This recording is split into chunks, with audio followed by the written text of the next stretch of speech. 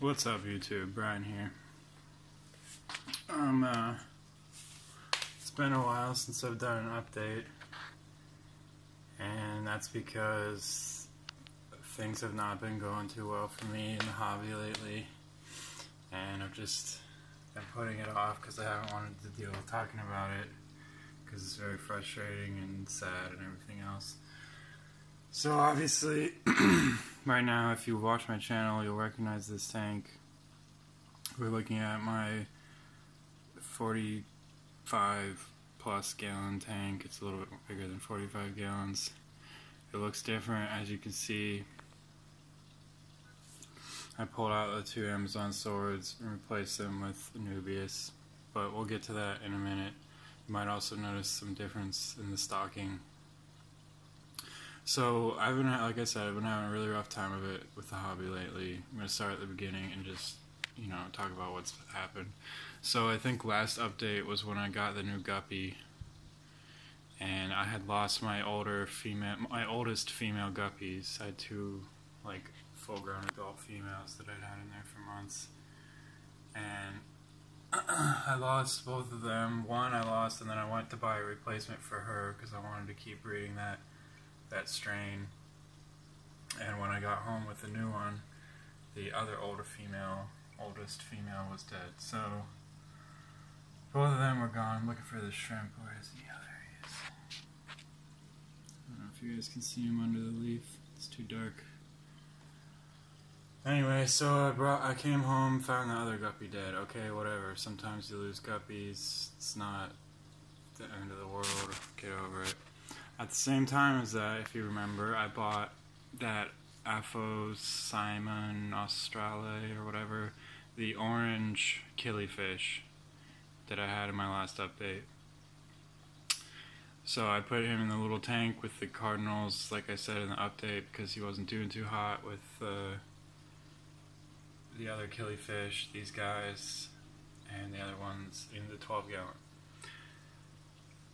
Then the next bad thing that happened was maybe a couple of days later. I came down, checking out all the fish, doing my daily whatever inspection, just make sure everything's cool. And I can't find the new killifish. I'm like, okay, it's not a big tank. Where could he be?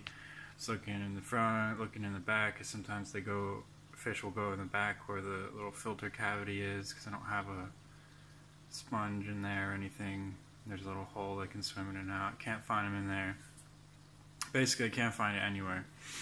So I'm like, alright, it's not in the tank. Something must have happened. So I start looking around, and a couple minutes later, I find it on the floor under the counter where the tank was. It's covered in dust, all dried up. So apparently, it jumped out of the tank at some point when I wasn't around, and it died. So that sucked. But I was like, yeah, my bad. I probably should have done more research and figured out that it could have potentially jumped and put it in a lidded tank. Every once in a while you have a fish jump. It's not the end of the universe. Whatever. But it keeps going downhill from there. So I just decided to move on. I tried the fish in two different tanks. It jumped out of the second one. Wasn't happy in the first one. So I was like, alright, whatever, I'll just leave it. I'm not going to get any more new fish soon, because I don't have anywhere to put them or any way to take care of them well. Then, a couple days later, I come downstairs. The entire tank of cardinal tetras are all dead. They were fine one day. The next day I come downstairs, all 5 of them are bottom up. I've had those things for months. They were big for cardinal tetras, like an inch, whatever, nice and fat. And maybe a little more than an inch, I don't know. But they all just died. I have no idea what happened to the tank. I mean, the water temperature was fine, the filter was still running. As far as I know, nothing got into the water. The best I can think of was that somehow the filter wasn't getting enough, the sponge filter wasn't getting enough airflow through it, and because I did notice that it was barely putting out bubbles. So the only thing I can think of is that somehow the tank went anaerobic and they all somehow suffocated, even though there was a running sponge filter in there. it didn't have a ton of flow to it because of where it was situated in relation to the pump. But other than that, I really don't know what happened to them. They had no symptoms of disease showing, no damage to their bodies showing. The water, like I said, all the temp and parameters were fine. So the only thing I can think of was that somehow the oxygen levels just dropped and then they suffocated. But I don't know. So they all died. That sucked. I go upstairs that day because I'm doing fish maintenance. I come to this tank and do a water change on this tank. In the middle of my water change on here, I started noticing the fish going crazy, like, you know, swimming in loops, and some of them are like flipping upside down and stuff. Like at the end of my water change, I'm like, what the?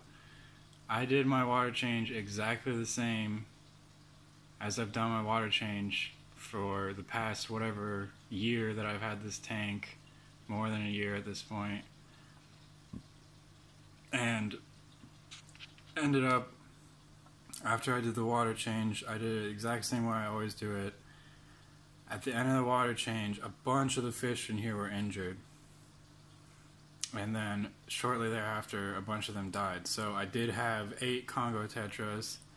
Now I only have 5. I had 2 of the Siamese algae eaters, one of which was freaking huge, if you guys remember. I mean, I've seen a bigger one in a public aquarium one time, but other than that one in the public aquarium, I've never really seen a Siamese algae eater that was bigger than the one I had. That died. Pearl Girl Rami survived. These 5 Congos survived. All the Emperor Tetras died. The shrimp survived. He's down under that leaf. You can't see him right now.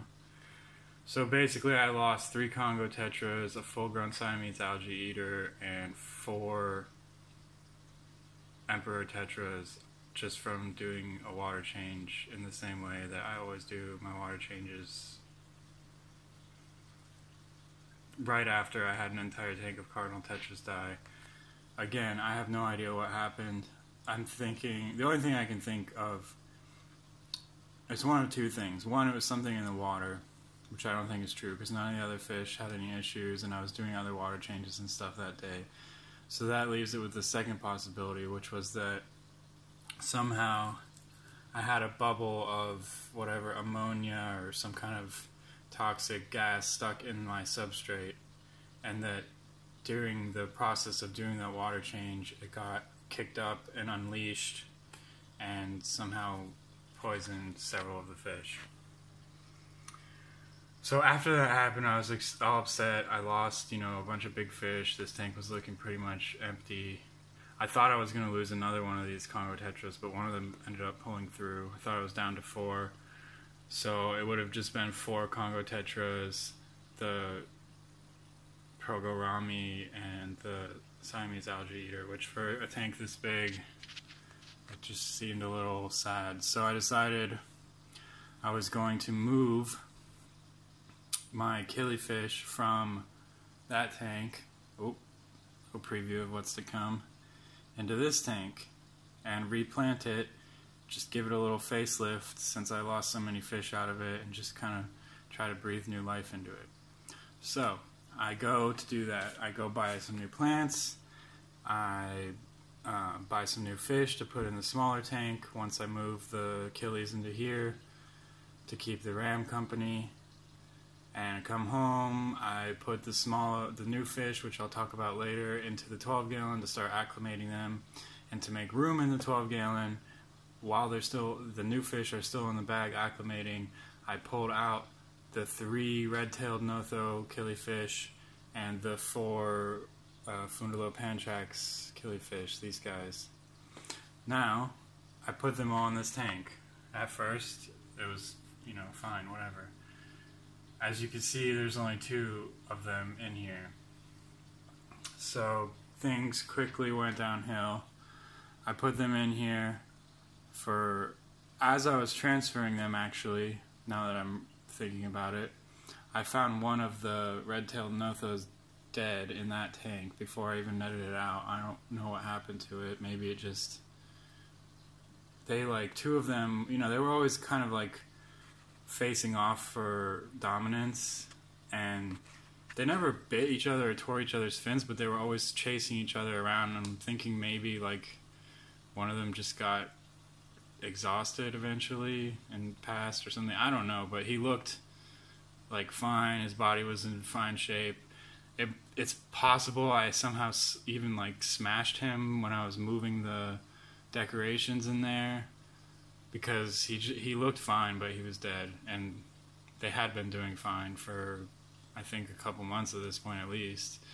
So I don't know what happened with him, but I moved the other two in here, and then the 4 Funabo Panchax killifish in here. At first they were fine. I'm like, all right, good, now let's do the replanting.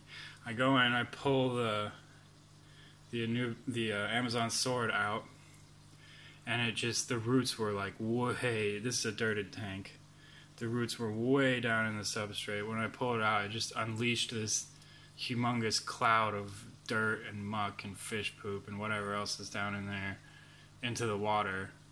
I can't see what I'm doing to plant the new plants. So it was just a huge mess. Basically, I ended up doing like planting these 3 Anubias blind, doing like a bunch of water changes, as in like running the siphon into one bucket, filling it to the top, then switching the siphon over to an empty bucket, emptying that bucket, bringing it back, then emptying the second bucket so that there's constantly water coming out, and then also filling it with a hose at the same time. So more than 100% water change, basically, to try to get all the dirt and crap out of the water. By the time I finished that,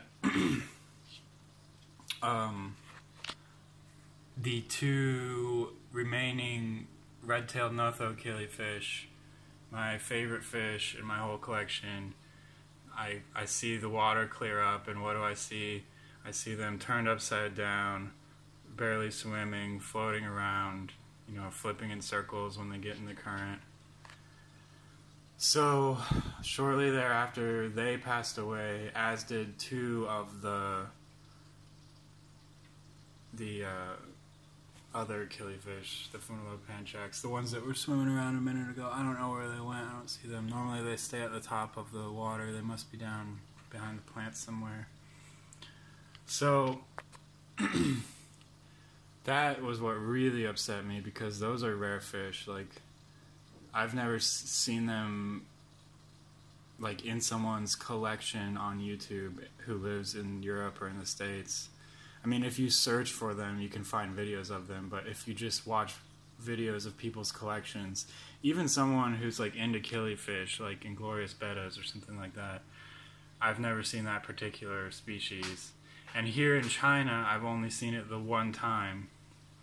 So I went back to the shop and asked the guy if he was going to get any more of them in the future, and he basically said, like, you know, if I see them, I'll buy them, but I'm not, you know, necessarily expecting it.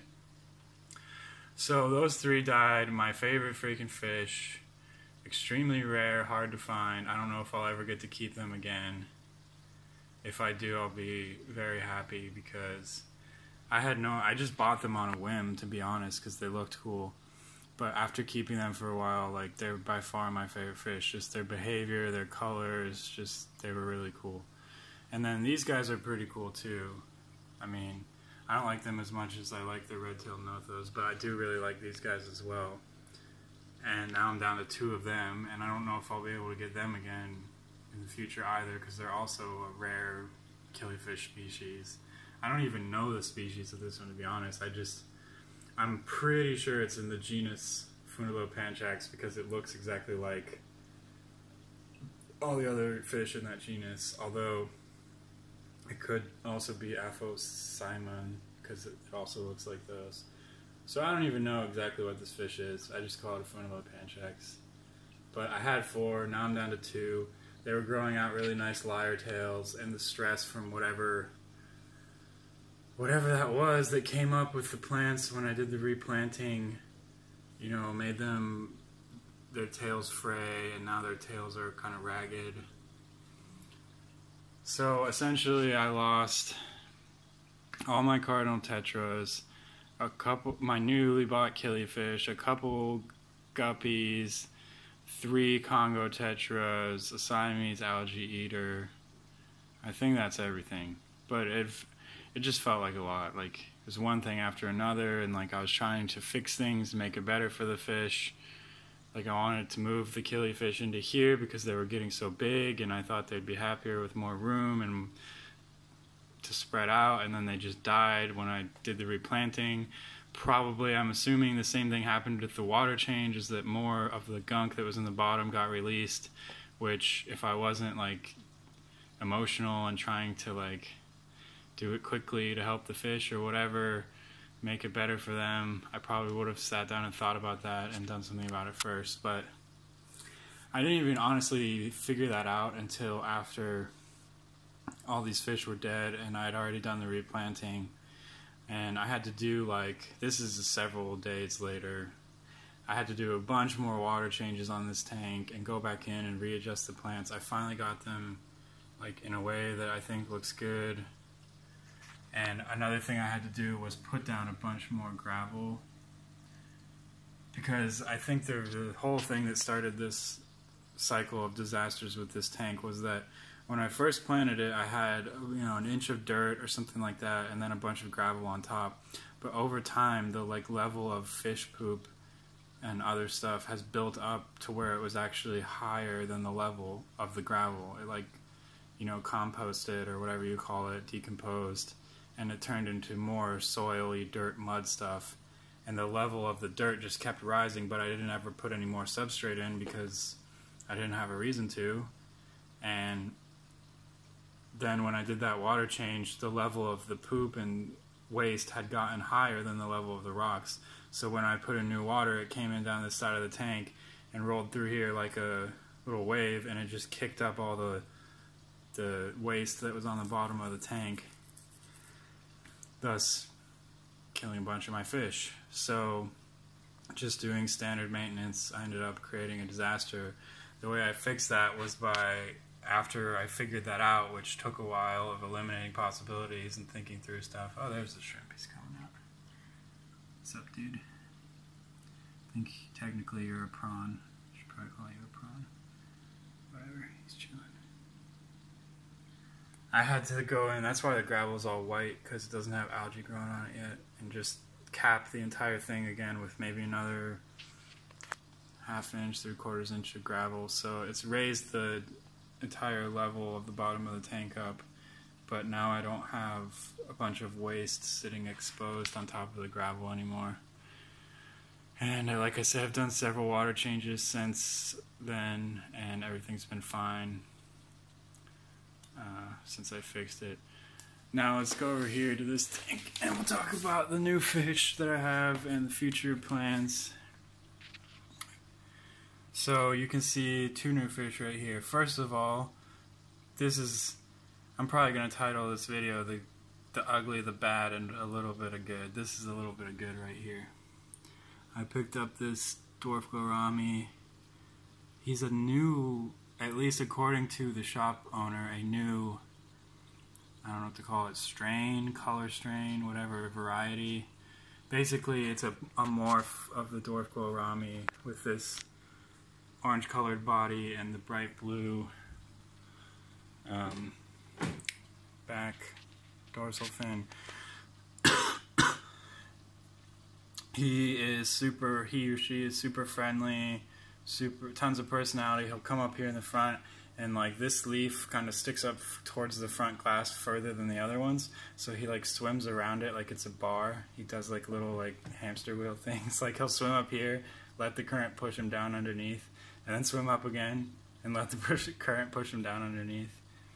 The ram, she's back there, she's doing well. She gets along well with the gourami. I was kind of worried about that. And then I have 6 gold barbs or golden barbs. I guess these are pretty common fish in the aquarium trade according to the internet. I'd personally never really seen them before, and I thought they were really pretty. My original plan was to keep them in here and move the killifish over next door to the 45, and then have this be the ram, the gourami, and the barbs.